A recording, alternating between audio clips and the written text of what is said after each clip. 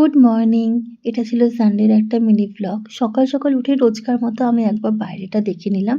দেখে বুঝলাম বেশ আকাশটা ক্লিয়ার, সেজন্য গরমটাও ভালোই থাকবে। তারপর আমি আমার চিয়া সিড ভেজানো আর ধনে গুঁড়ো ভেজানো জলটা নিয়ে বসে গেলাম। এরপর একটু ব্ল্যাক কফিও খেয়েছিলাম। সানডে থাকা সত্ত্বেও হাসব্যান্ডের অফিস আছে, সেই জন্য ও ব্রেকফাস্ট করে বেরিয়ে গেছিলো। সেম ব্রেকফাস্টটা আমিও করে নিয়েছিলাম। এরপর রান্না করেছিলাম, কিন্তু সেটার কোনো ক্লিপিংস নেওয়া হয়নি। তারপর আমার সেদিন একটা মেকআপের কাজ ছিল, সেজন্য আমি একটু জিনিসগুলোকে অর্গানাইজ করে নিচ্ছিলাম। কারণ কাজের সময় না কিছু খুঁজে না পেলে খুব অসুবিধা হয়, আরও লেট হয়ে যায় কাজটা করতে। তাই এখানে আমি একটু সবকিছু অর্গানাইজ করে নিচ্ছিলাম। তার মাঝেই আমার একটা পার্সেল চলে এসেছিলো।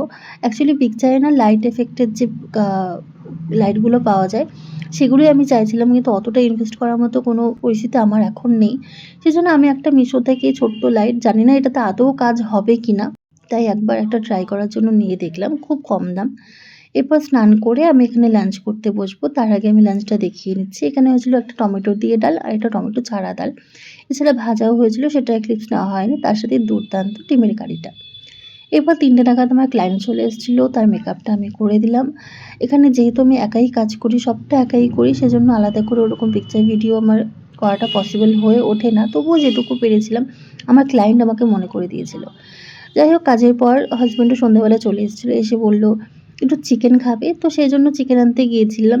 কিন্তু যাওয়ার পরেই বৃষ্টি শুরু হয়ে গেল। ভাবলাম কমে যাবে, একটু ওয়েট করছিলাম, কিন্তু দেখলাম না, যত সময় যাচ্ছে বৃষ্টি আরও বেড়েই চলেছে। তাই আমরা আর ওয়েট না করে বৃষ্টিতে ভিজেই বাড়ি ফিরেছিলাম। অনেকদিন পর বৃষ্টিতে ভিজে বেশ ভালোই লেগেছিল। আমার সানডেটা এভাবেই কেটেছিল, বেশ প্রোডাক্টিভ।